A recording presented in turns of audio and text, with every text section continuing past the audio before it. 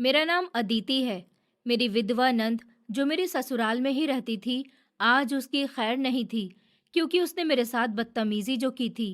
मेरे पति ने अपनी बहन के कमरे का दरवाज़ा गुस्से में एक ही झटके से खोल दिया और अंदर जाते ही उसकी बाजू पकड़कर उसे धक्के देकर घर से निकालने लगा। मेरी नंद रोते हुए कांपती आवाज़ में बोली, ऊपर वाले के लिए भाई ऐसा मत करो, ऊपर वाले की लाठी बेआवाज़ होती है।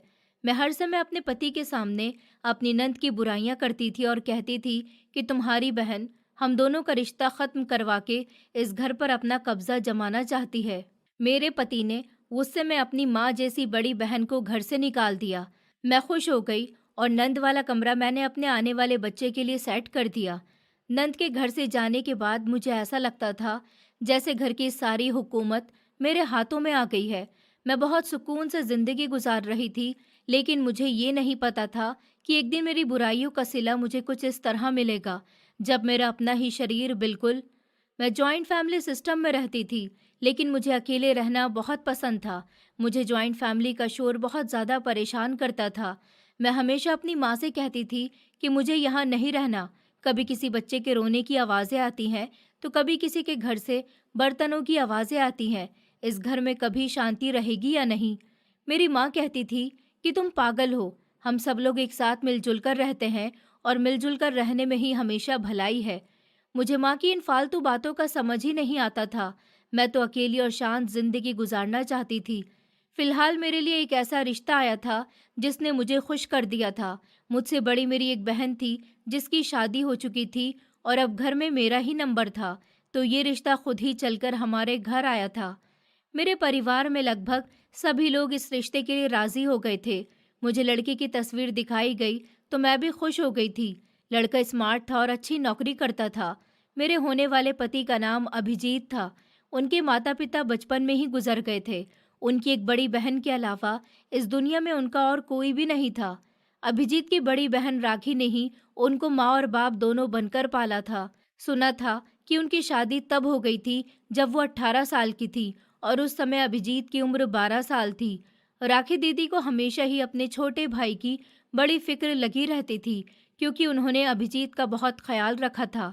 राखी दीदी शादी नहीं करना चाहती थी, लेकिन उनके रिश्तेदारों का कहना था कि राखी, तुम शादी कर लो, तुम्हारी अभी शादी की उम्र है और तुम्हारे अच्छे रिश्ते भी आ रहे हैं।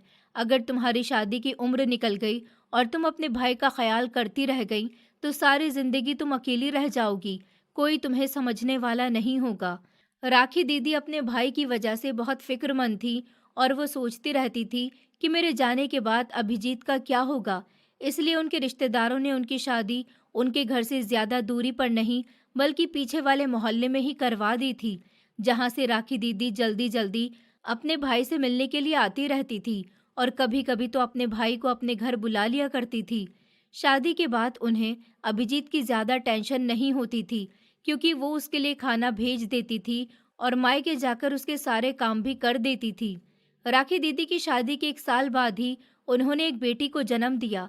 बेटी के जन्म पर उनके ससुराल वाले उनको बहुत बुरा भला कहने लगे और तब से ही राखी दीदी की जिंदगी में संकट आने शुरू हो गए। उनके ससुराल वाले उन्हें बहुत परेशान करते थे।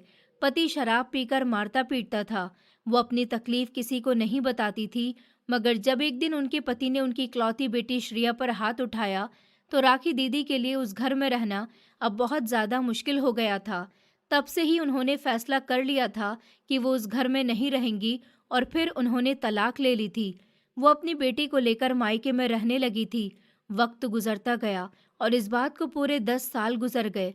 अभिजीत ने अपनी पढ़ाई पूरी कर ली और उनकी अच्छी नौकरी भी लग गई। अब वो अपने भाई की शादी कर देना चाहती थी।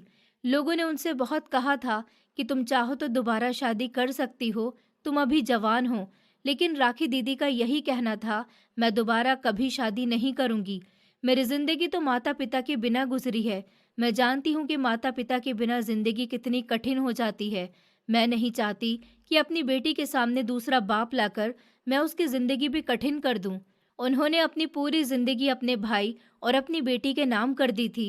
ये उन दिनों की बात है जब अभिजीत की दीदी उनके लिए रिश्ता ढूंढ रही थी और इत्तेफाक से मेरे माता पिता भी मेरे लिए कोई लड़का ढूंढ रहे थे। जैसे ही पंडित जी ने अभिजीत की बहन को बताया कि आगे वाली गली में रहने वाले धर्मेंद्र जी की बेटी बहुत ही सुंदर है। राखी बहन, आप क्यों इधर उधर अपने भाई के लिए लड़की तलाश कर रही हो? रिश्ता तो अपने ही मोहल्ले में मौजूद है। वो बहुत ही संस्कारी और इज्जतदार लोग हैं। राखी दीदी दिलचस्पी से बोली, अच्छा पंडित जी, ऐसा है तो मुझे बताइए कि लड़की कैसी है? क्या आपने लड़की को देखा है?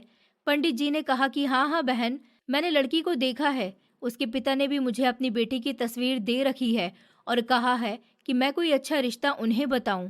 मुझे तो लगता है कि उनकी बेटी के लिए और आपके भाई के लिए इससे अच्छा रिश्ता और कोई हो ही नहीं सकता।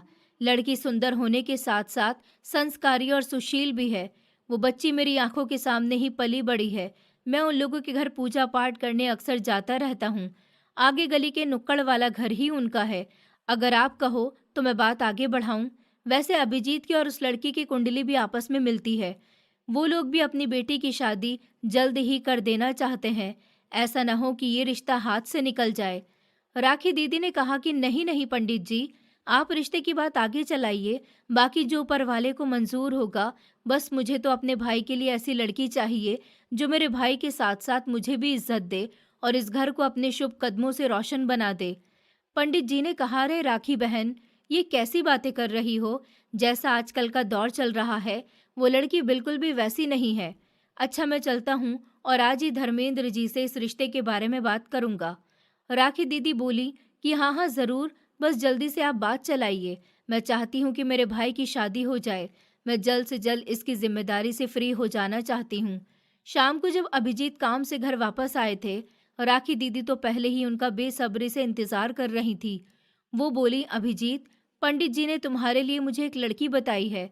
अभिजीत ने तौलिया से हाथ साफ करते हुए कहा कि ठीक है दीदी, देख लीजिए, मैंने तो सब कुछ आप पर ही छोड़ रखा है। आप जिससे कहोगी मैं उसी से शादी करूंगा। श्रेया पास बैठी खुश हो रही थी और कहने लगी कि वाओ, मामा जी की शादी होगी मम्मी। मैं तो मामा की शादी पर बहुत सारे कपड़े बनाऊंगी। राखी दीदी हंसते हुए कहने लगी, हाँ हाँ श्रेया, आखिरकार मेरे इकलौते भाई की शादी है। शादी तो खूब धूमधाम से होगी। उन्होंने अभिजीत को आशीर्वाद दिया और बताया कि मैंने पंडित जी से कहा है कि वो बात आगे चलाएं। वो बता रहे थे कि लड़की बहुत अच्छी है और हमारे ही मोहल्ले की है। पंडित जी बता रहे थे कि उस लड़की के माता पिता भी उसके लिए रिश्ता देख रहे हैं। लड़की बहुत सुशील और संस्कारी है। मुझे तो बस ऐसी ही भाभी चाहिए जिसे हर चीज का तौर तरीका आता हो, चाहे वो रिश्ते ही क्यों ना हो। अभिजीत ने राखी दीदी के गालों पर हाथ रखते हुए कहा, मेरी प्यारी दीदी, जैसा चाहेंगी वैसा ही होगा। अगले दिन जब पंडित जी आए तो वो बहुत ही खुश थे, जिससे राखी दीदी को भी अंदाजा हो गया था कि बात बन गई है।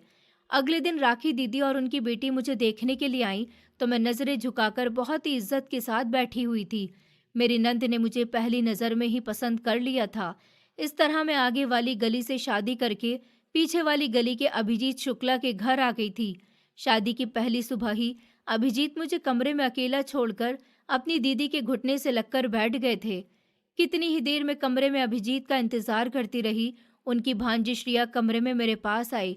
कभी वो मेरी चूड़ियों को टच करती तो कभी कहती कि मामी आप कितनी सुंदर हो। मुझे उसकी बातों से नफरत हो रही थी। मुझे गुस्सा आ रहा था अपने पति पर कि भला कोई अपनी नई नवेली दुल्हन को इस तरह छोड़ जाता है। ऊपर से ये लड़की मुझे तंग कर रही है। शादी के एक हफ्ते बाद मैंने और अभिजीत ने प्लान किया था कि हम खाना खाने बाहर जाएंगे। तैयार होते समय अभिजीत कहने लगे, अदिति तुम यहीं रुको, मैं अभी दीदी से परमिशन लेकर आता हूँ। मैं मन ही मन बड़बड़ाने लगी कि इजाजत तो ऐसे ले रहे हैं जैसे दूध पीते बच्चे हों। राखी दीदी ने कहा कि अच्छा अच्छा, तुम लोग आराम से जाओ और खूब एंजॉय करना। अभिजीत की नज़र जैसे ही अपनी भांजी पर गई, उन्होंने कहा, दीदी आप श्रेया को तैयार कर दीजिए, श्रेया भी हमारे साथ जाएगी। दीदी ने मना भी किया, लेकिन अभिजीत कहने लगे कि नहीं, हमारी गुड़िया वैसे भी कहीं नहीं जाती, सारा दिन भर यहीं रहती है। मामी तो उसकी फेवरेट बन गई है, अब वो मामी के साथ ही जाया करेगी। भेज दीजिए ना दीदी श्रेया को, इसके जाने से अदिति का भी दिल लगा रहेगा। श्रेया खुश हो गई और कहने लगी, मामा जी मैं तो कब से तैयार बैठी हूँ। उसके बाद वो अपने मामा के साथ कमरे में आई। अभिजीत ने मुझे बताया कि श्रेया भी हमारे साथ जा रही है। ये सुनते ही मेरा खून खौल गया था कि अब ये पूंछ हम दोनों पति पत्नी के साथ हर जगह लटक कर जाएगी। मैं कुछ कहती लेकिन कह नहीं पाई थी। मैंने खुद पर काबू पा लिया था। हम लोग जब डिनर पर गए तो मैं वहाँ खुश नहीं थी, बस खामोश बैठी हुई थी। मैंने नोटिस किया कि अभिजीत को मेरी खामोशी नज़र भी नहीं आ रही थी। वो मुझसे ज़्यादा अपनी भांजी का ख्याल रख रहे थे। अभिजीत ने लौटते समय अपनी दीदी के लिए भी खाना पैक करवा लिया था। घर आते ही अभिजीत सीधा अपनी बहन के कमरे में गए। उनको वहां जाते हुए देखकर मैंने कहा, अभिजीत, अब आप कहाँ जा रहे हैं? वो कहने लगे कि दीदी के लिए खाना लेकर आया हूँ ना, बस वही देने जा रहा हूँ। मैंने कहा, उनकी बेटी भी हमारे साथ गई थी ना, तो इसको दे दीजिए, ये दे देगी, आपको जाने की क्या ज़रूरत है? उन्होंने कहा कि अच्छा, तुम ठीक कह रही हो, लेकिन फिर भी मैं एक बार दीदी को बता देता हूँ कि हम लोग आ गए हैं, उन्हें तसल्ली हो जाएगी। अभिजीत तो चले गए और मैं जल भुनकर कमरे में चली गई। अभिजीत को अपनी बहन के पास गए हुए काफी देर हो चुकी थी। एक तो उनकी चमचागिरी खत्म नहीं होती थी। अगर वो अपनी बहन और भांजी के लिए इतने ही दीवाने हैं तो मुझसे शादी क्यों की थी? मेरे अंदर जलन उभरने लगी थी। जब अभिजीत कमरे में आए तो मैं सोने के लिए लेट चुकी थी। वो कहने लगे कि अदिति, सो गई हो क्या? मैंने कहा, सोई नहीं तो क्या करूं? आपके पास तो मेरे लिए टाइम ही नहीं है। डिनर पर आपने अपना सारा टाइम श्रेया को दिया और घर आने के बाद दीदी के पास चले गए, और जब नींद आने लगी तो उठकर कमरे में आ गए। वो कहने लगे, अदिति, ये तुम कैसी बातें कर रही हो? वो मेरी बहन और भांजी हैं, उनका इस दुनिया में मेरे अलावा कोई भी नहीं है। मेरी दीदी, माता पिता, मेरे भाई बहन सब कुछ हैं। मैं उकताकर बोली, तो जाइए ना, उन्हीं के पास जाकर सो जाइए। अभिजीत बोले, अदिति, तुम बेवजह बात का इशू बना रही हो। मैं तो बस ये देखने गया था कि दीदी सो चुकी है या नहीं, क्योंकि मैं जानता हूँ अगर मुझे कभी कभी देर सवेर हो जाती है तो दीदी बहुत परेशान हो जाया करती हैं। मुझे आदत है कि घर में दाखिल होने के बाद मैं सबसे पहले दीदी से मिलने के लिए उनके कमरे में जाता हूँ, और इसमें कोई बड़ी बात नहीं है। उन्होंने मुझे बड़ी मुश्किलों से पाला है। मैं करवट लेकर दूसरी साइड पर मुंह करते हुए बोली, अभिजीत, बस कीजिए, मुझे नींद आ रही है। मैं और बहस नहीं करना चाहती। आपको जो अच्छा लगता है वो कीजिए। अभी शादी को 1 महीना भी नहीं हुआ था कि मेरी नंद ने नई फरमाइश शुरू कर दी। मेरी नंद को मेरे रसोई में जाने की खुशी इतनी थी कि उन्होंने मुझसे खूब ढेर सारी खीर बनवाई और पूरे मोहल्ले में भंडारा किया। उनके मुताबिक ये उनके परिवार की रस्म थी, जिसमें शादी के फौरन बाद ही नई दुल्हन को पहली रसोई में खीर बनानी होती है और उसका भंडारा किया जाता है। खुद तो वो घुटनों के दर्द की वजह से ज्यादातर कुर्सी पर बैठकर मुझे हुक्म दे रही थी। जैसे तैसे करके जब मैं खीर बनाकर फ्री हुई तो कहने लगी, अदिति, मुझे टेस्ट तो करवाओ, खीर कैसी बनी है? उनकी बेटी भी मेरे करीब आ गई और कहने लगी, मैं भी आज मामी के हाथों की बनी खीर खूब पेट भरकर खाऊंगी। मुझे उन दोनों माँ बेटी पर बहुत गुस्सा आ रहा था। उन्होंने खीर की खूब तारीफ की थी, और जब भंडारा हुआ तो तब भी हर कोई खीर की ही तारीफ कर रहा था, और तारीफ सुनकर मेरी नंद बहुत खुश हो रही थी। बार बार हर किसी से कह रही थी कि खीर अच्छी क्यों नहीं होगी, आखिर मेरी भाभी ने जो बनाई है। बस तब से ही राखी दीदी ने कहा कि अदिति, बस, बहुत सालों से इस घर की रसोई मेरे हाथ में है। अब मैं चाहती हूँ कि इस घर की रसोई ही नहीं बल्कि घर की हर जिम्मेदारी तुम अपने हाथ में ले लो और मुझे फ्री कर दो।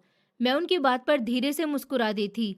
मुझे साफ साफ समझ आ रहा था कि उनका मतलब है कि अब घर के सारे काम मैं ही करूं, वो कुछ नहीं करेंगी। इसका मतलब मुझे फ्री की नौकरानी बना दिया गया था। कितनी गर्मी में घर के सारे काम अब मैं खुद ही करने लगी थी। वो दोनों माँ बेटी तो बस मुझे देख देख कर खुश होती रहती थी। मैं अकेली सुबह से शाम तक घर के कामों में लगी रहती थी, और मेरी नंद या तो गली मोहल्ले की औरतों से मिलने के लिए निकल जाती थी और काफी काफी देर तक घर से बाहर रहती थी, या फिर अपनी बेटी के साथ बैठी बातें करती रहती थी और मुझे काम करते हुए टोकती रहती थी। मैं तो घर के काम कर करके तंग आ चुकी थी। कभी कभी तो मेरा मन करता था कि ये सब छोड़ छाड़ कर एक लंबे समय के लिए अपने मायके चली जाऊं, पर क्या करती, मेरा मायका भी करीब ही था और वहां तो बेहिसाब शोर था जिससे मुझे अब छुटकारा मिला था। अगर मुझे कभी अपने माता पिता के घर ही जाना होता तो अभिजीत सुबह ऑफिस जाते हुए मुझे मायके छोड़ जाते थे और शाम को वापसी पर ले आते थे। इस तरह मुझे कुछ घंटे सुकून के मिल जाते थे। शुरू से ही मुझे इतना काम करने की आदत नहीं थी, तो मैं काम से कतराया करती थी। 1-2 बार तो मैंने अभिजीत से शिकायत की तो वो बोले कि ठीक है अदिति, मैं दीदी से बात करता हूँ, सफाई वगैरह के लिए नौकरानी रख लेते हैं, तुम्हें भी आसानी हो जाएगी। मैं बोली, लेकिन अभिजीत, मुझे नहीं लगता कि दीदी मानेंगी। उन्होंने कहा कि तुम फिक्र मत करो, मैं दीदी से बात करता हूँ ना, और अगर वो नहीं मानी तो मैं उनसे कहूँगा कि वो तुम्हारे साथ काम में हेल्प करवा दिया करें। अभिजीत अपनी बहन के कमरे में जाने के लिए पलटे तो मैंने बाजू से पकड़कर अभिजीत को रोक लिया और कहा, अभिजीत, दीदी को बिल्कुल भी शक न हो कि मैंने आपसे नौकरानी वाली बात कही है, वरना आपके जाने के बाद मुझे उनसे हजारों बातें सुननी पड़ेंगी। अभिजीत सर हिलाते हुए चले गए। जब अभिजीत दीदी के कमरे में गए तो वो अपनी बेटी की चोटी करने में बिजी थी। अभिजीत उनके पास जाकर नरमी से बैठे और बड़ी मोहब्बत से श्रेया को अपनी गोद में बिठाकर दीदी की तरफ देखने लगे, जहां पर उन्हें अकेलेपन के एक्सप्रेशन नजर आ रहे थे। जैसे ही दीदी ने उनसे पूछा, बताओ क्या बात करनी है मेरे भाई? अभिजीत ने उनकी तरफ देखते हुए कहा कि जी दीदी, मुझे आपसे एक बहुत ज़रूरी बात करनी है। राखी दीदी ने दिलचस्पी से अभिजीत की तरफ देखते हुए कहा कि हाँ बताओ। दीदी, वो मैं कह रहा था कि क्यों ना हम घर की साफ सफाई के लिए एक नौकरानी रख लें। घर के इतने सारे काम होते हैं, अदिति अकेले सारे काम करके थक जाती है। दीदी बोली, देखो अभिजीत, हमारी कोई इतनी लंबी चौड़ी फैमिली तो नहीं है, बस हम 4 लोग ही तो हैं। मैं भी तो शुरू से घर के सारे काम खुद करती आ रही हूँ, और फिर तुम्हारा बजट भी तो इतना नहीं है कि तुम एक नौकरानी रख सको। जितनी तुम्हारी सैलरी है उससे तो सिर्फ घर के खर्चे ही पूरे होते हैं। अभी तो मेरी श्रेया भी स्कूल नहीं जाती, जब जाने लगेगी तो ये खर्च इसकी पढ़ाई का भी होगा। अभिजीत ने कहा कि दीदी, घर के खर्चों के साथ साथ आपने सेविंग्स भी तो की है, आखिर वो किस दिन काम आएंगी? दीदी कहने लगी, अभिजीत, सेविंग मैंने खुद के लिए नहीं बल्कि तुम्हारे आने वाले भविष्य के लिए रखी है। जब तुम्हारे बच्चे हो जाएंगे तो जिम्मेदारी और भी बढ़ जाएगी और खर्च तुम्हारी सैलरी से ऊपर पहुंच जाएंगे। फिर तुम ये सब कुछ कैसे मैनेज करोगे? मैं तो बस यही सोचकर तुमसे कह रही थी, बाकी जो तुम्हें ठीक लगे तुम कर सकते हो। मैं तुम्हारी बहन हूँ, मैं तुम्हारे आने वाले कल के लिए फिक्रमंद हूँ। और रही घर के कामों की बात, तो मैं हूं ना, मैं अदिति का घर के कामों में हाथ बटा दिया करूंगी। तुम तो जानते हो, अब मेरे शरीर में इतनी जान नहीं रही। मेरे ससुराल वालों ने मुझे इतना मारा पीटा था कि उसकी तकलीफ आज भी मेरे शरीर में जिंदा है, और उन तकलीफों ने मुझे अंदर से खोखला कर दिया। मुझसे ज्यादा काम तो नहीं होते, लेकिन फिर भी मैं अदिति को घर का सारा काम अकेले नहीं करने दूंगी। दीदी की बात सुनकर अभिजीत सहमत हो गए थे। जैसे ही वो कमरे में वापस आए, मैं जल्दी से बोली, क्या कहा दीदी ने आपकी? मुझे नौकरानी रखकर दे रहे हैं ना? अभिजीत बोले, देखो अदिति, दीदी बिल्कुल ठीक कह रही हैं। मैं हैरानी से उनकी तरफ देखते हुए बोली, क्या ठीक कह रही हैं? यही कि हमारी छोटी सी तो फैमिली है और घर के काम होते ही कितने हैं, तुम और दीदी मिलकर कर लिया करो। अगर हमने ऐसे फिजूल खर्ची की और नौकरानी रखी तो जो थोड़ी बहुत सेविंग है वो भी जाती रहेगी। मैं अपने दोनों हाथ बांधे बोली, मुझे तो पहले ही पता था कि आप अब अपनी दीदी की बातों में आकर यही फैसला करेंगे। मेरी तो आपको जरा भी फिक्र नहीं है। अभिजीत बोले, अदिति, ऐसी बात नहीं है, लेकिन जो दीदी कह रही हैं वो भी तो गलत नहीं है। तुम बेवजह ही गुस्सा कर रही हो। मैं गुस्से से किचन में चली गई। नौकरानी तो नहीं आई, लेकिन दीदी ने घर के कामों में मेरी हेल्प करनी शुरू कर दी थी, बल्कि ज्यादातर काम मैं अब राखी दीदी से ही करवाती थी। अभिजीत के आने का टाइम होता तो मैं खुद को किसी न किसी काम में बिजी कर लेती थी। मुझे देखकर अभिजीत यही समझते थे कि घर का सारा बाकी का काम मैं ही करती हूँ। एक दिन तो उनके ऑफिस चले जाने के बाद मैं सर दर्द का बहाना करके लेट गई थी और घर का सारा काम दीदी ने ही किया था। मैं शाम को उठी थी। दीदी श्रेया को पढ़ा रही थी।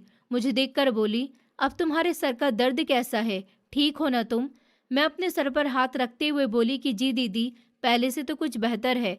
दीदी बोली कि अच्छा तुम आराम करो, अभिजीत आएगा तो मैं उसे कहूंगी कि तुम्हें डॉक्टर से चेक करवा लाए। मैं श्रेया को पढ़ा दूं, उसके बाद खाना बनाने रख दूंगी। मैं बोली, अरे नहीं दीदी, इतनी गर्मी हो रही है, आप किचन में खाना बनाएंगी, मैं बना लेती हूँ। उन्होंने कहा कि अच्छा ठीक है, जैसी तुम्हारी मर्जी। वो थोड़ी देर के बाद श्रेया को लेकर पड़ोस वाली रुचि भाभी के घर चली गई और मैं किचन में खाना बनाने लगी। अभिजीत ऑफिस से आते ही सीधा पानी पीने के लिए किचन में आ गए। खाना बनाते हुए मेरे कपड़े पसीने से भीगे हुए थे। मुझे देखकर वो बोले, आज मेरी पत्नी खाना बना रही है? मैंने कहा, आज मैंने आपकी पसंद का खाना बनाया है। अभिजीत कहने लगे कि ये तो बहुत अच्छी बात है, चलो तुम बाहर आ जाओ, देखो कितनी पसीने से भीगी हुई हो। श्रेया और दीदी कहाँ हैं, नजर नहीं आ रही? मैंने कहा, पता नहीं, कहीं गई होंगी दोनों माँ बेटी किसी के घर पर। वैसे भी दीदी को काम ही क्या है। इतना कहकर अचानक मुझे चक्कर आ गया। इससे पहले कि मैं गिरती, अभिजीत ने मुझे थाम लिया और कहने लगे, अदिति क्या हुआ, तबीयत ठीक नहीं है तुम्हारी? मैंने अपने माथे पर हाथ रखते हुए कहा, पता नहीं, सुबह से मेरे सर में बहुत तेज दर्द हो रहा है। अभिजीत बोले, तो मुझे किसी ने बताया क्यों नहीं? कम से कम मुझे एक कॉल ही कर देनी थी, मैं आकर तुम्हें डॉक्टर के पास ले जाता। मैंने कहा, दीदी ने कहा था कि शाम को जब अभिजीत घर आएगा तो वही तुम्हें डॉक्टर के लेकर जाएगा। मैंने इसीलिए आपको कॉल नहीं की कि कहीं दीदी नाराज ना हो जाए। अभिजीत बोले, इसमें नाराज होने वाली कौन सी बात है? तुम मेरी पत्नी हो, तुम्हारा ख्याल रखना मेरा फर्ज है। चलो अब ये सब छोड़ो, हम अभी के अभी डॉक्टर के पास जा रहे हैं। मैं बोली, अभिजीत मैं ठीक हूँ, डॉक्टर के पास जाने की कोई ज़रूरत नहीं है। उन्होंने कहा, ज़रूरत है, बस तुम जल्दी से चेंज करो। अभिजीत दीदी को बताए बिना ही मुझे डॉक्टर के पास ले गए थे। चेकअप के बाद डॉक्टर ने जो खबर सुनाई, उसे सुनते ही अभिजीत खुशी से पागल हो रहे थे। वो मेरा हाथ पकड़कर बोले कि आज तुमने मुझे दुनिया की सबसे बड़ी खुशी दी है। मैं बता नहीं सकता आज मैं कितना खुश हूँ। हम लोग घर वापस आ गए तो दीदी आंगन में कुर्सी डालकर बैठी हुई थी। हमें देखते ही उठ के खड़ी हुई और कहने लगी, अरे तुम लोग कहाँ चले गए थे मुझे बताए बिना? इससे पहले कि मैं कुछ बोलती, अभिजीत बोले, आपने मुझे कॉल करके क्यों नहीं बताया कि अदिति की तबीयत ठीक नहीं है?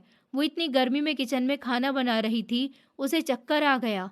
ये तो अच्छा हुआ कि उस समय घर में मैं मौजूद था, वरना पता नहीं क्या हो जाता। ये तो अच्छा हुआ कि नुकसान होने से बच गया। दीदी कुछ बोलने ही जा रही थी, मैं उनकी बात काटते हुए बोली, दीदी आपके लिए गुड न्यूज़ है, आप बुआ बनने वाली हैं। दीदी तो बहुत खुश हुई और उन्होंने मुझे खुशी के मारे गले से लगा लिया। फिर बोली, तुम बैठो, मैं अभी मिठाई लेकर आती हूँ। अभिजीत ने दीदी से कहा, दीदी अब एक बात का ध्यान रखना, डॉक्टर ने अदिति को बेड रेस्ट बोला है, अब इसका ख्याल रखना आपकी जिम्मेदारी है। दीदी ने कहा कि तुम फिक्र मत करो, मैं खूब अच्छे से इसका ख्याल रखूंगी। मुझे तो बस उस दिन का इंतज़ार रहेगा जब मैं अपने भाई की औलाद को अपनी गोद में खिलाऊंगी।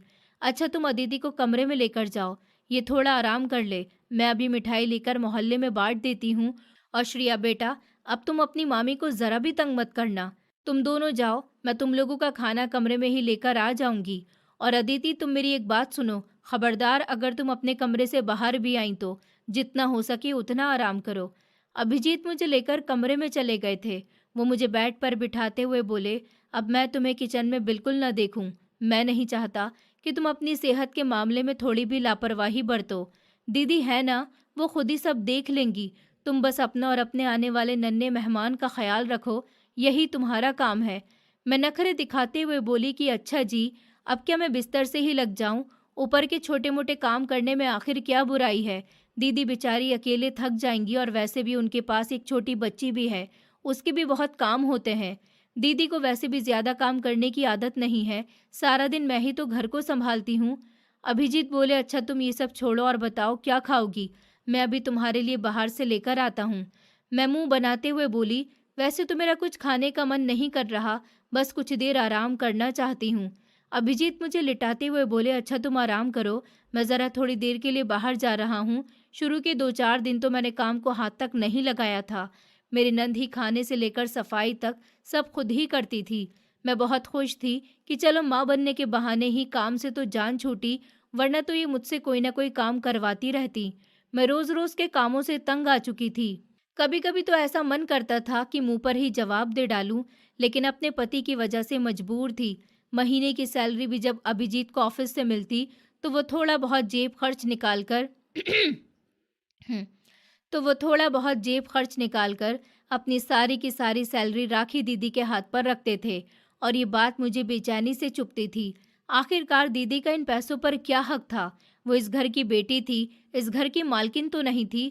ये सब कुछ मुझे किसी भी तौर पर मंजूर नहीं हो रहा था कि अभिजीत अपनी सैलरी अपनी बहन को क्यों देते हैं, और मुझे अच्छा नहीं लगता था कि मैं अपनी छोटी छोटी ज़रूरतों के लिए अपने पति के आगे हाथ फैलाऊं। अब मैं इस घर में हुकूमत करना चाहती थी और अपनी नंद और उसकी बेटी को घर से निकालना चाहती थी, क्योंकि वो इस घर की सदस्य नहीं थी। वो या तो इस घर से निकल जाए या फिर किसी से शादी करके अपना घर बसा ले। इस घर पर और अपने पति की सैलरी पर सिर्फ और सिर्फ मेरा हक था।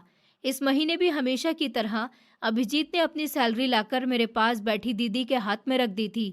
दीदी मेरी तरफ देखने लगी, शायद वो मेरे दिल की बात समझ गई थी, इसलिए बोली कि अभिजीत अब तुम अपनी ये जिम्मेदारी अपनी पत्नी पर डालो। वैसे भी अब इस घर की मालकिन तुम्हारी पत्नी है, मुझसे तो ये सारी जिम्मेदारी अब उठाई नहीं जाती। अपनी सैलरी अदिति को दे दो, वो अपने हिसाब से ही घर चलाएगी। मैं दिल ही दिल में बहुत खुश हुई थी कि दीदी ने तो मेरे दिल की बात ही कह दी, मगर साथ ही मेरे पति बोले, नहीं दीदी, हमेशा की तरह आप ही इस घर की मालकिन और बड़ी रहेंगी। शुरू से लेकर अब तक आपने इस घर को बहुत अच्छे से संभाला है और मुझे उम्मीद है कि आगे भी संभालती रहेंगी।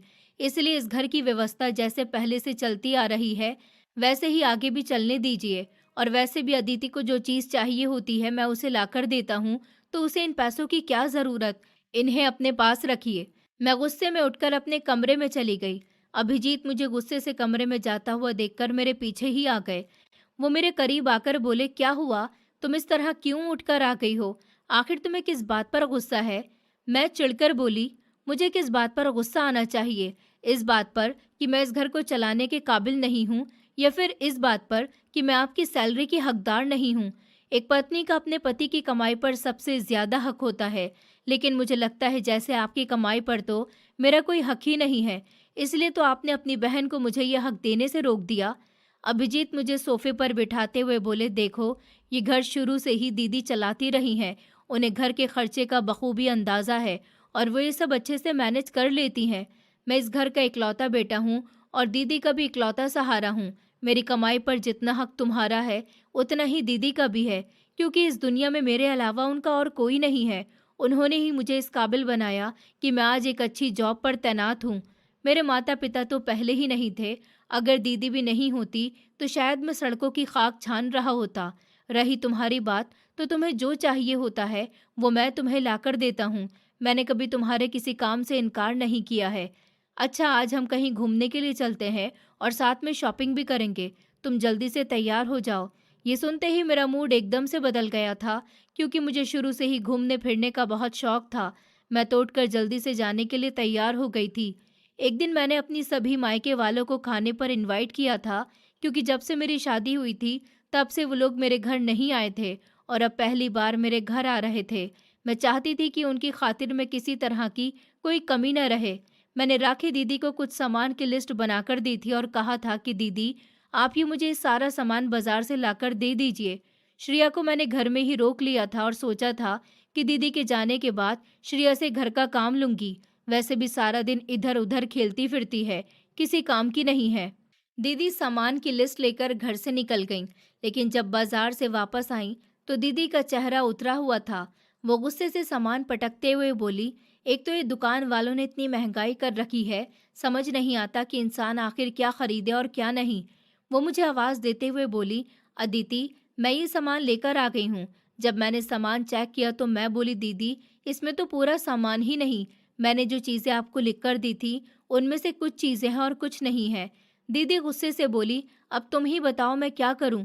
अभिजीत मुझे कोई लाखों रुपए तो देता नहीं है कि मैं पैसों को कागजों की तरह उड़ाती फिरूं। जो लाकर दिया है उसी में गुजारा कर लो। मैंने कहा, दीदी, आज पहली बार मेरे घर वाले यहाँ आ रहे हैं। मैं नहीं चाहती कि किसी भी चीज़ की कोई कमी हो। दीदी बोली, हाँ, तो घर में सभी कुछ तो है। जो सामान है उसके मुताबिक खाना आराम से बन सकता है। अदिति, हमें अपनी औकात के मुताबिक पाँव फैलाने चाहिए। अगर हम अपनी हैसियत से बढ़कर खर्चा करेंगे तो बाद में हमारे लिए ही मुश्किल पैदा होगी। मैं बोली, बस कीजिए दीदी, मुझे लगता है मेरे घर वालों का यहाँ आना आपको अच्छा नहीं लगा, तो ठीक है, मैं उन्हें मना कर देती हूँ। दीदी कहने लगी, अदिति, मैंने ऐसा तो नहीं कहा। मैं तो बस ये कह रही हूँ कि जो कुछ घर में है उसी से कुछ ठीक सा खाना बना लो। मैंने कहा, आप होती कौन है मुझे फैसला सुनाने वाली? ये घर मेरा है और मैं इस घर में अपने हिसाब से चलूंगी। आपकी शादी करवाई थी ना, तो शादी निभाई नहीं गई और बैठ गई मायके में अपने भाई की कमाई को बर्बाद करने। साथ में अपनी बेटी को भी ले आई और अब मुझे समझाने चली हैं कि मुझे क्या करना चाहिए और क्या नहीं। दीदी हैरानी से मुझे देखने लगी। अभी वो कुछ कहती, मैंने वो सामान उठाया और किचन में चली गई। मुझे उन पर आज बहुत गुस्सा आ रहा था। हाँ, अभिजीत के आते ही मैंने आंसू बहाना शुरू कर दिए और उनसे कहा, अभिजीत, देखना, मेरी शादी के बाद आज पहली बार मेरी फैमिली यहाँ आ रही है। मैंने दीदी को सामान की लिस्ट बनाकर दी थी, जिसमें कुछ सामान वो लेकर आई हैं और बाकी उन्होंने लाने से इनकार कर दिया। अब आप ही बताइए कि मैं किससे कहूँ? ऊपर से दीदी मेरे साथ बदतमीजी भी कर रही थी। कह रही थी कि जब से तुम इस घर में आई हो बहुत ज़्यादा फिजूल खर्ची करने लगी हो। आप बताइए कि मेरी फैमिली पहली बार यहाँ आ रही है। अगर खाना अच्छा नहीं हुआ तो मेरे साथ साथ आपकी भी तो इंसल्ट होगी ना। मेरी बात सुनकर तो अभिजीत गुस्से से भर गए थे और दीदी के कमरे में चले गए। दीदी अपनी बेटी को सीने से लगाकर रो रही थी क्योंकि मेरी बात उनके दिल को खोखला कर गई थी। मैं दोनों भाई बहन के बीच फूट डाल चुकी थी। अब मैं कमरे के बाहर खड़ी दरवाजे के साथ कान लगाकर सुनने लगी। अभिजीत दीदी से कह रहे थे, दीदी क्या मैं अपनी सैलरी लाकर इसीलिए आपके हाथ पर रखता हूँ कि आप मेरी पत्नी के खर्चे पूरे न करें? अदिति ने आपको लिस्ट बनाकर दी थी, वो सामान आपको लाकर देना चाहिए था। अगर खाना अच्छा नहीं बना तो वो लोग हमारे बारे में क्या सोचेंगे? ऊपर से आप मेरी पत्नी के साथ बदतमीजी भी कर रही थी। दीदी कहने लगी कि तुम अपनी पत्नी की बातों पर विश्वास कर रहे हो। मैंने उसके साथ कोई बदतमीजी नहीं की, उल्टा वही मेरे साथ बदतमीजी करके गई है। और जिसको सोचना है सोचे। रही तुम्हारी सैलरी की बात, तो वो अपनी पत्नी को ही दिया करो ताकि वो अपने मायके वालों को हर दिन खाने पर बुलाती रहे।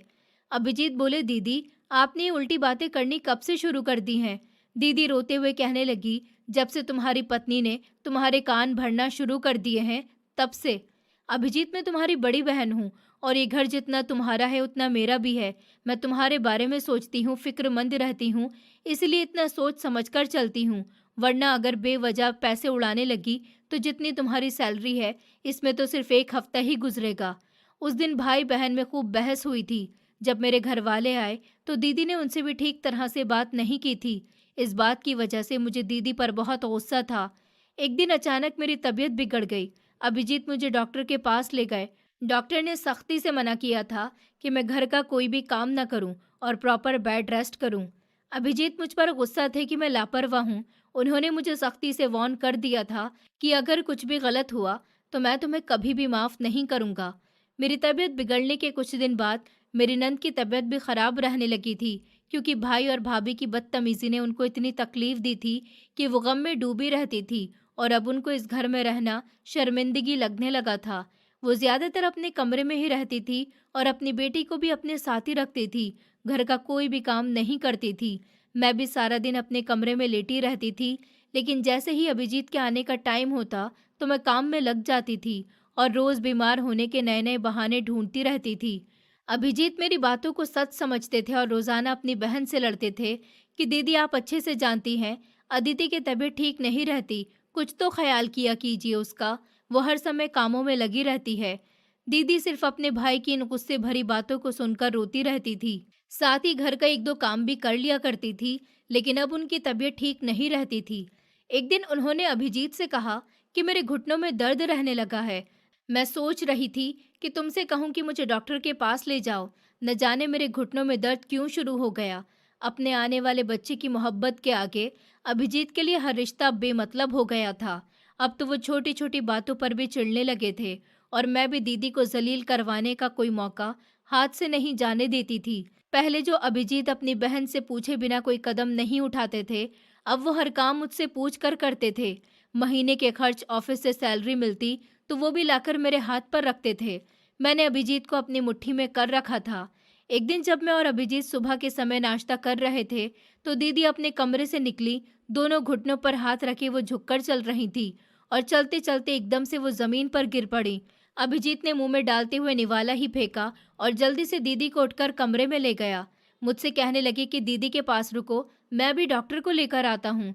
चेकअप के बाद डॉक्टर ने बताया कि यूरिक एसिड की प्रॉब्लम हो गई है, जिसकी वजह से हर समय उनके घुटनों में दर्द रहता है। डॉक्टर ने कुछ मेडिसिन लिख कर दी जो कि बहुत महंगी थी।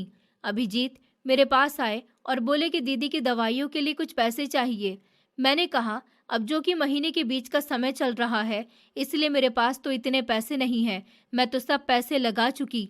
अभिजीत बोले, क्या तुमने एक महीने की सैलरी 15 दिन में उड़ा दी? यार ऐसे कैसे चलेगा। चलो ठीक है, मैं बैंक से निकलवा कर दीदी की मेडिसिन ले आता हूँ। अब ये दवाइयाँ तो हर हफ्ते लाना ज़रूरी है। मैंने कहा, अभिजीत अगर दवाइयों पर हर महीने इतने पैसे खर्च होते रहेंगे तो फिर हमारा घर कैसे चलेगा। और अब तो कुछ ही महीने में हमारा बच्चा भी इस दुनिया में आने वाला है। उसके आने के बाद तो खर्च और भी ज़्यादा बढ़ जाएंगे। अभिजीत कहने लगे कि मैं नहीं जानता, जो जैसा चल रहा है वैसे चलने दो, बात की बात बाद में देखी जाएगी। दीदी हर समय बिस्तर पर पड़ी रहती थी और उनकी बेटी को भी अब कोई खाना देने वाला नहीं था। वो बार बार अपनी माँ से खाना मांगती रहती थी। दीदी हिम्मत करके कभी उसे खाना दे देती तो कभी नहीं दे पाती थी। उसके पास इतनी हिम्मत नहीं थी कि वो मेरे पास आ जाए, क्योंकि मैं उसे हमेशा डांट देती थी। अब तो मैं दीदी को ताने देने लगी थी, क्योंकि वो हमारे लिए बोझ बन गई थी और ऊपर से दवाइयों का इतना खर्चा। मैंने अपने पति को अपनी नंद के खिलाफ कर दिया। अब तो अभिजीत का ये हाल था कि वो आते जाते दीदी को नजर भर के भी नहीं देखते थे। एक दिन मेरी नंद तो मुझसे बोली, अदिति, मेरे साथ ऐसा जुल्म मत करो। इस दुनिया में मेरा और मेरी बेटी का अभिजीत के अलावा कोई भी सहारा नहीं है। तुम मेरे भाई को मुझसे दूर कर रही हो, ऊपर वाले से डरो। दीदी की ये कड़वी और जहरीली बातें सुनकर मुझे बहुत गुस्सा आया था और मैंने दीदी को बहुत गालियां दी थी और फैसला कर लिया था कि अब तो उनको उनकी बेटी के साथ इस घर से निकाल कर ही दम लूंगी, चाहे इसके लिए मुझे कुछ भी करना पड़े। एक दिन शाम के समय मैंने अपनी तबीयत के बिगड़ जाने का बहाना किया। अभिजीत बोले, ये सब कैसे हुआ? तो मैंने कहा कि आज फिर दीदी जमीन पर गिर गई थी। मैंने सहारा देकर उन्हें बिस्तर पर लिटाया तो न जाने अचानक मुझे क्या हुआ कि मेरी तबीयत इतनी ज्यादा बिगड़ गई। मैं इतना कहकर आंसुओं के साथ रोने लगी। अभिजीत, आपको तो पता है, दीदी मुझे कह रही थी कि मैं तबीयत खराब होने के बहाने करती हूँ।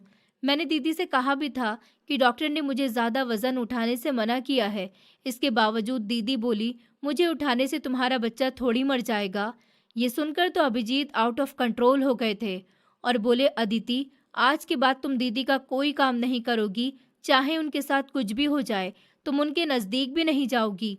मैं बड़ी मक्कारी से अपने आंसू साफ करते हुए मुस्कुरा दी थी। अब से मेरा सिर्फ एक ही मिशन था, वो ये था कि अपनी नंद और उसकी बेटी को किसी अनाथ आश्रम भेज दूंगी। मगर ये बात मैं अभिजीत से डायरेक्ट नहीं कर सकती थी, इसलिए मैंने बातों ही बातों में अभिजीत को इशारा दिया कि अब मैं इस हालत में नहीं हूँ कि दीदी को संभाल सकूं और उनकी बेटी के भी सारे काम कर सकूं। एक अनाथ आश्रम है जहाँ बच्चों की परवरिश भी ठीक से हो जाती है और लवारिस औरत या आदमी को भी सहारा दे दिया जाता है। वहाँ ऐसे लोगों की देखभाल भी अच्छी होती है।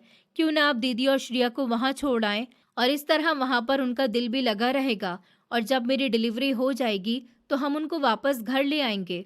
अभिजीत कहने लगे, अदिति, क्या दीदी वहाँ पर जाने के लिए मानेंगी? मैंने कहा, क्यों नहीं, आप उनसे बात करना, कहना कि अदिति की डिलीवरी के बाद हम आपको घर ले आएंगे। आप उन्हें ज़रा तरीके से समझाना, वो आपकी बात ज़रूर समझ जाएंगी। अभिजीत बोले, अच्छा ठीक है, अब तो काफ़ी रात हो चुकी है, मैं सुबह ही दीदी से बात करके उन्हें आश्रम छोड़ आऊँगा। सुबह होते ही अभिजीत अपनी दीदी के कमरे में गए तो वो अभी सोकर उठी ही थी। अभिजीत की हिम्मत नहीं हो रही थी कि वो दीदी से किस तरह बात करें। अभिजीत को देखकर दीदी कहने लगी कि मुझसे कोई बात करना चाहते हो? अभिजीत खामोश रहे तो दीदी बोली, मुझे लगता है तुम किसी उलझन में हो, बताओ आखिर बात क्या है? उन्होंने कहा कि दीदी, आपको तो पता है कि अदिति की प्रेगनेंसी के आखिरी के दिन चल रहे हैं और उसकी कंडीशन बहुत क्रिटिकल है। डॉक्टर ने सख्ती से मना किया है कि वो कोई भी वजनदार चीज उठाने का काम नहीं करेगी। सारा दिन घर में उसके अलावा और कोई तो होता ही नहीं है जो आपकी देखभाल कर सके, और श्रिया के भी बहुत सारे काम होते हैं। इसीलिए मैंने फैसला किया है कि आपको आश्रम छोड़ दूं। ये सुनकर दीदी के चेहरे के एक्सप्रेशन दुख में बदल गए। अभिजीत बोले, दीदी आप फिक्र मत कीजिए, जैसे ही अदिति की डिलीवरी हो जाएगी मैं आपको वापस ले आऊँगा। इस समय मेरे पति की बहन का दिल गम से भरा हुआ था। एक बहन का अपने भाई पर बहुत मान था, वो उस दिन पूरी तरह से टूट चुका था। दीदी कहने लगी, ठीक है, मैं तुम्हारे साथ चलने के लिए तैयार हूँ, चाहे मुझे और मेरी बेटी को कभी यहाँ पर मत लाना, लेकिन तुम वहाँ हमसे ज़रूर मिलने आते रहना, क्योंकि तुम मेरी आंखों की ठंडक हो। दीदी की इस बात पर अभिजीत का दिल कटकर रह गया था। वो ये सब कुछ नहीं करना चाहते थे। अगर उनकी मजबूरी नहीं होती तो वो कभी भी दीदी को खुद से जुदा नहीं करते। दीदी अभिजीत के सर पर हाथ रखते हुए बोली, कब जाना है? अभिजीत ने कहा कि अभी। उन्होंने कहा, ठीक है, मैं श्रिया और अपनी पैकिंग शुरू कर देती हूँ। उन्होंने कहा, नहीं, आप रहने दीजिए, मैं अदिति से बोल देता हूँ। मैंने जल्दी से फटाफट उनके कपड़े और दवाइयाँ पैक कर दी और श्रिया के भी कपड़े और उसके कुछ खिलौने वगैरह पैक कर दिए थे। मैं देख रही थी कि उनकी आंखें बता रही थी कि उनके दिल पर क्या गुजर रही है, लेकिन मुझे इससे कोई फर्क नहीं पड़ता था। मैं तो अपनी नंद के घर से जाने पर बहुत खुश थी। मैं ये सोच सोच कर खुश हो रही थी कि अब अभिजीत दीदी और उनकी बेटी को आश्रम छोड़ आएंगे और मैं मज़े से घर में अकेली रहूंगी। कुछ दिनों बाद आधी रात को अचानक मेरी तबीयत बिगड़ गई तो अभिजीत मुझे अस्पताल ले गए। मुझे इमरजेंसी में ले जाया गया, जहां मैंने एक बेटी को जन्म दिया। अभिजीत बहुत खुश थे। उन्होंने पूरे अस्पताल में मिठाई बांटी। वो मेरे माथे पर प्यार करते हुए बोले कि मुझे इतनी बड़ी खुशी देने के लिए थैंक यू। मैंने कहा, अच्छा ये बताइए कि हमारी बेटी किस पर गई है? अभिजीत अपना माथा मसलते हुए बोले कि ये तो बिल्कुल अपनी बुआ जैसी लग रही है। मैं जलकर बोली, मेरी बेटी है तो मेरी जैसी ही होगी, किसी दूसरे पर थोड़ी जाएगी। अभिजीत बोले, वो दूसरी नहीं है, वो मेरी बहन है अदिति, तुम ऐसी बातें कैसे कर सकती हो? मैं बात को बदलते हुए बोली, अच्छा हम घर कब जा रहे हैं? उन्होंने कहा कि बस अभी थोड़ी देर में, कुछ फॉर्मेलिटी है, मैं वो पूरी करने के बाद अभी आता हूँ। डिलीवरी के बाद जब मैं घर पर आई तो मुझे ऐसा महसूस हो रहा था कि जैसे मैं हवा में खुलकर सांस ले रही हूँ। कोई भी मुझे रोक टोक करने वाला नहीं था। अब इस घर की अकेली मैं मालकिन थी। एक दिन अभिजीत मुझसे बोले, अदिति क्यों न मैं जाकर दीदी और श्रेया को वापस लेकर आता हूँ। अब तो तुम भी पूरी तरह से ठीक हो चुकी हो। उनका भी तो मन कर रहा होगा कि वो अपनी भतीजी को देखें, उसे अपनी गोद में खिलाएं। मैं बोली, अभिजीत बस कीजिए, अब या तो वो इस घर में रहेंगी या फिर मैं और मेरा बच्चा। अभिजीत मेरी तरफ हैरानी से देखते हुए बोले, अदिति तुमने तो कहा था कि हम दीदी को तुम्हारी डिलीवरी के बाद घर ले आएंगे। अब तो हमारी बेटी भी 2 महीने की हो चुकी है। वो वहाँ लवारिसों की तरह जिंदगी गुजार रही हैं और बेचारी श्रेया वो तो मासूम है। मैं बोली, अभिजीत मुझे कुछ नहीं सुनना। मैं बस इतना जानती हूँ कि अगर दीदी इस घर में आई तो मैं अब यहाँ नहीं रहूंगी, बल्कि अपनी बेटी को लेकर हमेशा के लिए यहाँ से चली जाऊंगी। अभिजीत गुस्से से अपने हाथ की मुट्ठियां बंद करते हुए वहां से चले गए। इसके बाद अभिजीत उदास उदास से रहने लगे। ना तो वो मुझसे सीधे मुंह बात करते थे और ना ही मुझे ज्यादा टाइम देते थे। मैं जानती थी कि ये सब दीदी को घर ना बुलाने की वजह से कर रहे हैं, मगर मैं भी अपनी बात पर अटल थी कि दीदी को तो इस घर में हरगिज नहीं आने दूंगी, और ये बात मैं अच्छी तरह जानती थी। अभिजीत कभी भी मुझे और अपनी बेटी को नहीं छोड़ सकते थे। इसी बात ने मेरे पाँव इस घर में मजबूत किए हुए थे। अब मैं सारा दिन काम करती और साथ में अपनी बेटी को भी संभालती थी। न जाने क्यों कुछ दिनों से मेरी कमर में हल्का हल्का सा दर्द हो रहा था। पहले पहले तो मुझे लगा कि ये सब डिलीवरी की वजह से है, बाद में खुद ही ठीक हो जाएगा, मगर ये दर्द परमानेंट रहने लगा था। इस हल्के हल्के कमर दर्द ने तेजी पकड़ ली थी। अब तो मेरी हिम्मत जवाब दे चुकी थी। तकलीफ मेरी बर्दाश्त से बाहर हो गई थी। मैं वॉशिंग मशीन लगाकर कपड़े धो रही थी जब एकदम से मेरी कमर में तेज का दर्द उठा। संडे का दिन था। अभिजीत कमरे में सो रहे थे। एकदम से वो मेरी आवाज़ सुनकर बाहर आए। दर्द की वजह से अब तो मेरा खड़ा रहना भी मुश्किल हो गया था। मेरा पूरा शरीर कांप रहा था। मैं बोली, अभिजीत मुझे बचा लीजिए, मेरी कमर में बहुत दर्द हो रहा है। उन्होंने कहा कि अच्छा तुम हिम्मत से काम लो, 1 मिनट तुम यहाँ बैठो, मैं कमरे से दिशा को ले आऊं, फिर हम डॉक्टर के पास चलते हैं। तेज दर्द की वजह से मेरी आवाज़ भी नहीं निकल पा रही थी। अभिजीत ने अर्जेंटली वो टेस्ट करवाए। टेस्ट की रिपोर्ट आने में अभी कुछ देर बाकी थी। मैं दर्द की वजह से तड़प रही थी।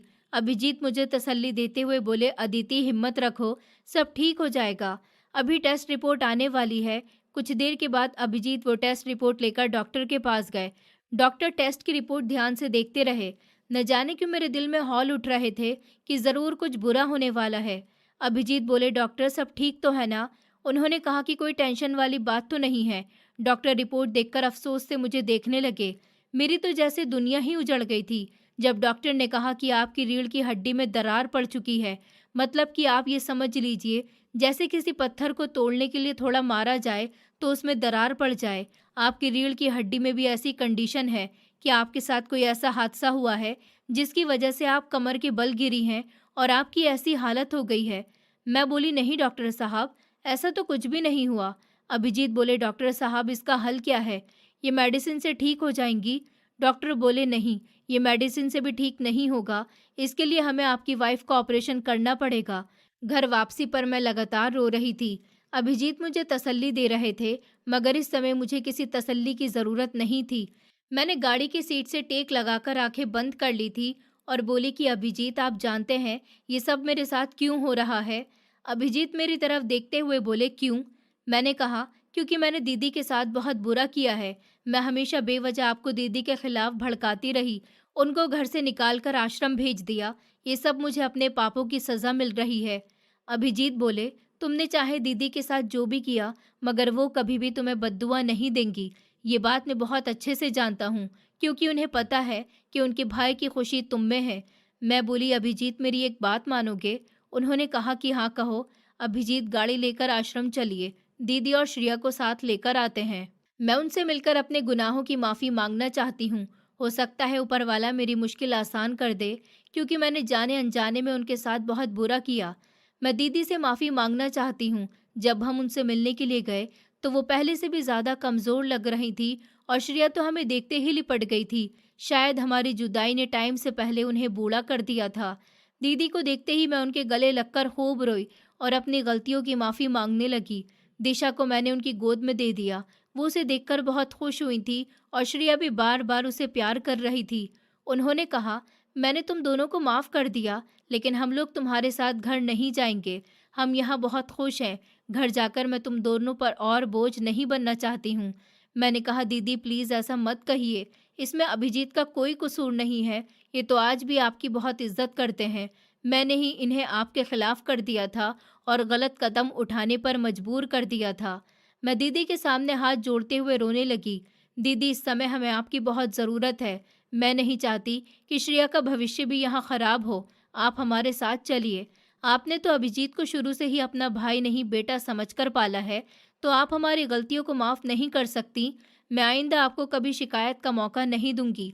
अभिजीत बोले, वैसे भी दीदी, हमारे अलावा अब हमारी बेटी को भी आपकी ज़रूरत है।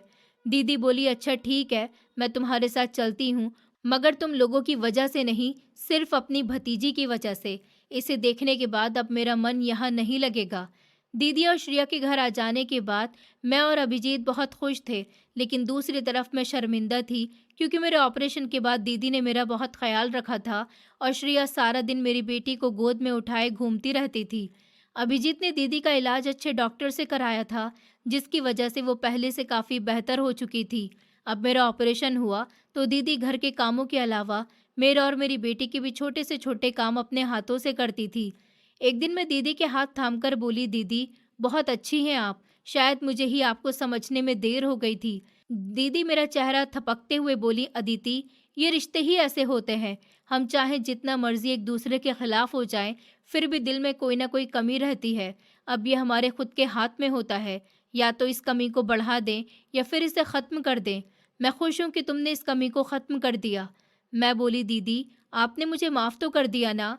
दीदी कहने लगी कि माफ़ करने के लिए नाराज़गी ज़रूरी होती है, और मैं तो कभी भी तुम लोगों से नाराज़ थी ही नहीं।